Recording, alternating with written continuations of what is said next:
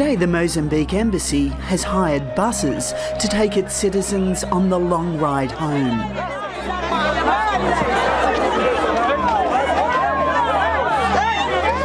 When the buses arrive, people try to force their way on board, and it's easy to understand their desperation to leave.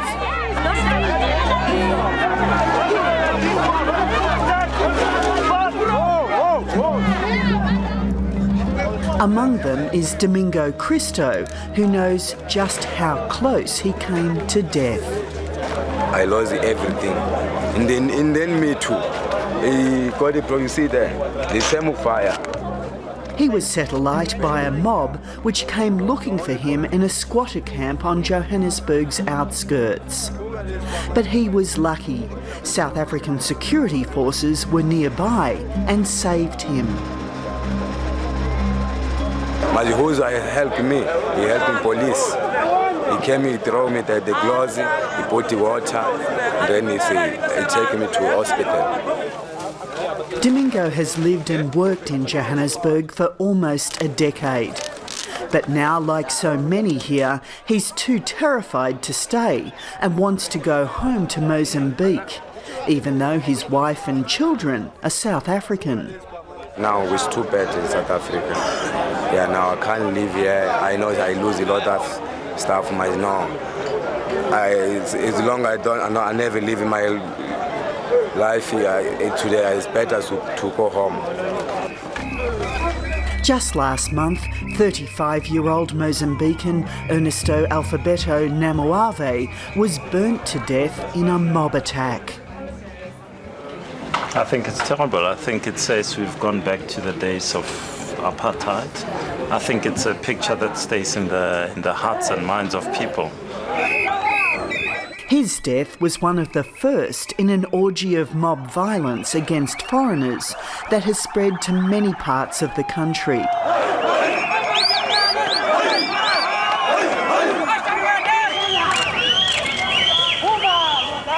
In the past few weeks, scores of people have died horrific and violent deaths. Hundreds have been injured and tens of thousands made homeless.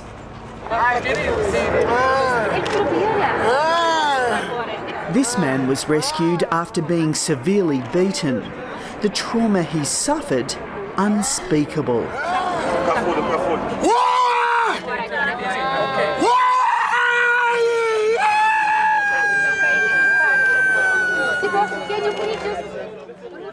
The attacks are being driven by resentment towards new immigrants, who many poor South Africans believe are taking away their jobs and housing. As the violence has escalated, so too has the desperation amongst the immigrants being hunted. You only survive once on the Matamar Chareka is a Zimbabwean who was amongst the first wave of people forced to flee their homes. The more we see our brothers get killed here in front of us, we're also getting anxious and we can be into it, you see, because you see it's about temptation. I cannot leave someone stabbing me until I died for no reason, you see. I'm not a criminal. Observers say the wave of violence spread rapidly.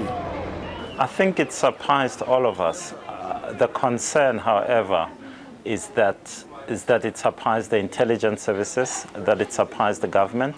Of South Africans Political analyst and newspaper columnist Justice Malala says the government should have been better prepared for how fast the xenophobic violence would spread. This is not the first time this has happened. I remember writing in 1999 about 2 Zimbabweans being thrown out of the windows of a moving train. In 2006, more than 22 people were killed in the Cape, 22 Somalis. The government should have known about this. We're hearing ministers now admitting that they were warned about it. We ask you, Lord Jesus, to bind the powers of these evil forces. Church leaders too have been critical of the government's inaction.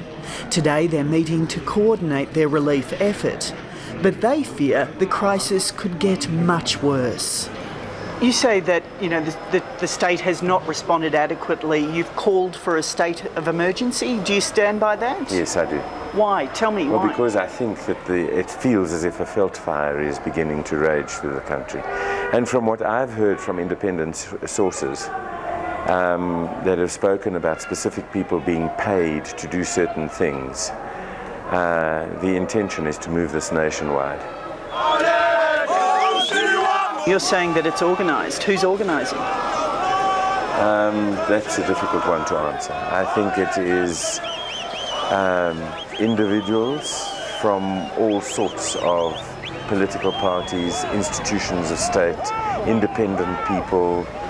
Yeah. Why? Well, because I think our political context at the moment is fluid and people are wanting to make a point.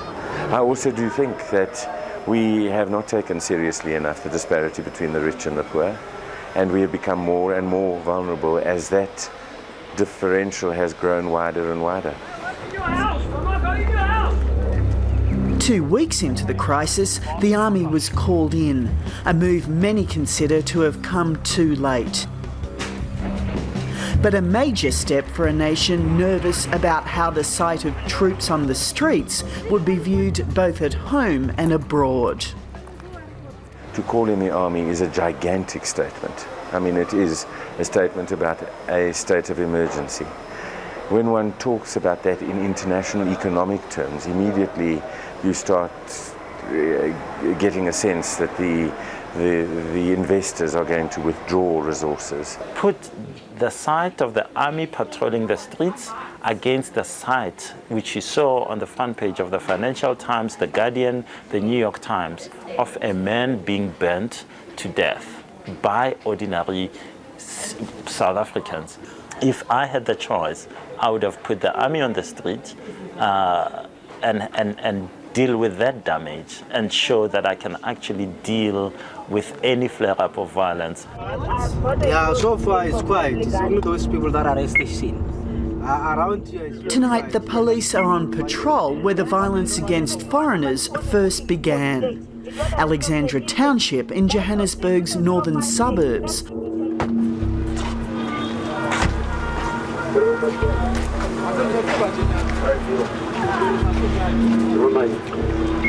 Police are looking for weapons and other signs of illegal activity. It's all about maintaining a presence in this ever-expanding squatter settlement.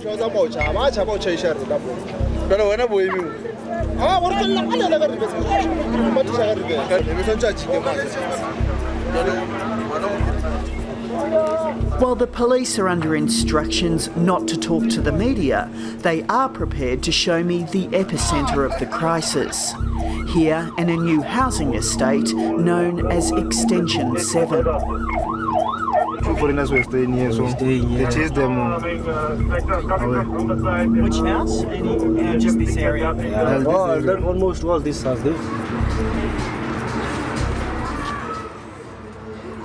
In the light of day, life in Extension 7 seems normal enough. The local member for this area is Councillor William Twene from the ruling African National Congress. He admits the government and security forces were caught out by the latest spate of xenophobic violence. We trusted our people, that our people understand democracy. We are a democratic society, therefore it will really not get to the level where people are being maimed just for the sake of them not being South Africans. So yes, it did catch us unaware that it is really at that level. What's helped drive the sudden shift in sentiment is the fierce competition for new government housing. The top one is a housing allocation letter showing that a house has been allocated to a Mozambican. Kate Lorimer is opposition housing spokeswoman for this province. The major issue is that there's a huge amount of frustration from South Africans because they see foreigners being given houses in Alexandra Extension 7. We've done our investigations. We've worked out there are probably around 20 houses which have supposedly been allocated by the Gauteng Housing Department to foreigners. In the Gauteng province alone, more than 500,000 people are waiting for public housing. The government maintains the houses were allocated fairly, but with the occupants driven out, they're standing empty.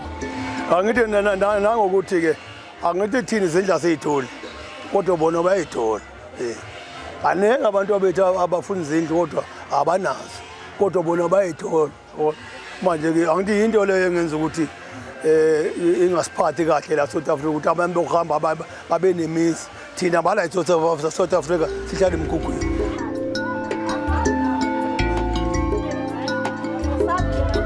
And the resentment is not just about housing. In squatter camps like this one, called Primrose, it's also about jobs. Here we are fighting with the foreigners, so we don't want the foreigners here because we have got no jobs. So the foreigners accept the smaller money, so that the people that are staying here are not getting the job just because of the foreigners. The foreigners accepting the small money. It's as simple as that. You just don't... It's just simple like that. I'm taken to where some of the foreigners used to live. Anything of value has been stolen, recycled or sold.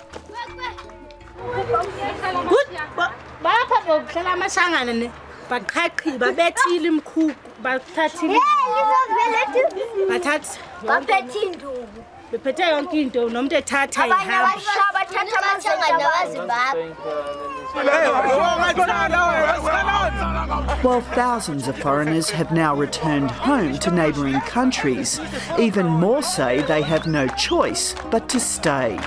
And the great majority of them are Zimbabweans.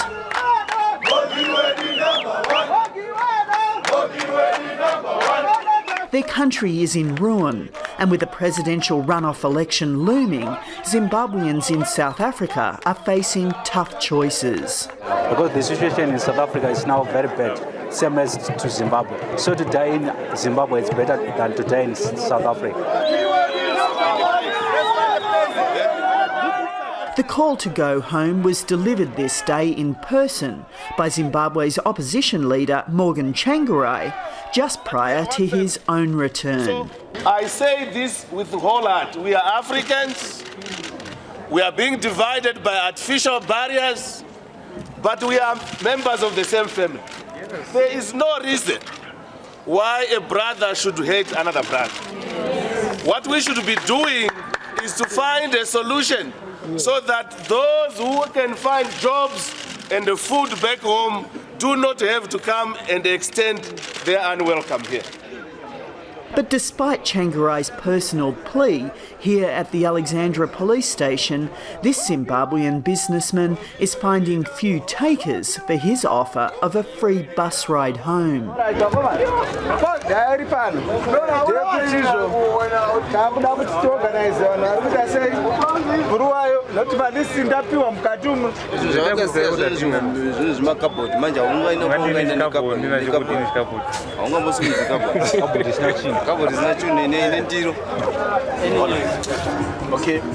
On the other side of the station, people are keenly registering their intention to stay in South Africa.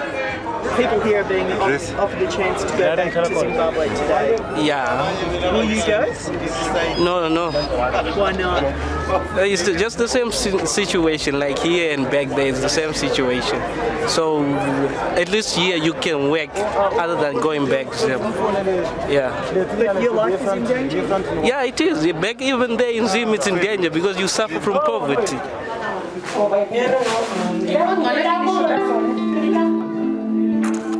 Regina and her 2-month premature son are a cause célèbre here amongst both the police and fellow Zimbabweans. This is name? Prince. Alexander Prince. It's Prince. Oh, that's beautiful. She gave birth to her son as the violence began. Her home destroyed, she has no idea where to go, and neither do those helping her. Yes. I think she needs a proper accommodation for her and the child, because they cannot stay for a long time in police station. You don't know what is going to happen after 2 months or 2 days. Yes, I'm still thinking because no, I don't have an option. I'm still nowhere. If you had to go back to Zimbabwe, could you? No, I can't go back to Zimbabwe. The situation is very tight there. For the South African government, some hard decisions have to be made about how it deals with a crisis many say is of its own making. The immediate problem is how to cope with the large number of people made homeless. But finding a way of eradicating the deep-seated animosity towards foreigners is going to be the biggest challenge. If they try to come back, what would you do? We'll fight again with them until the old people get a job. We will not stop until the end.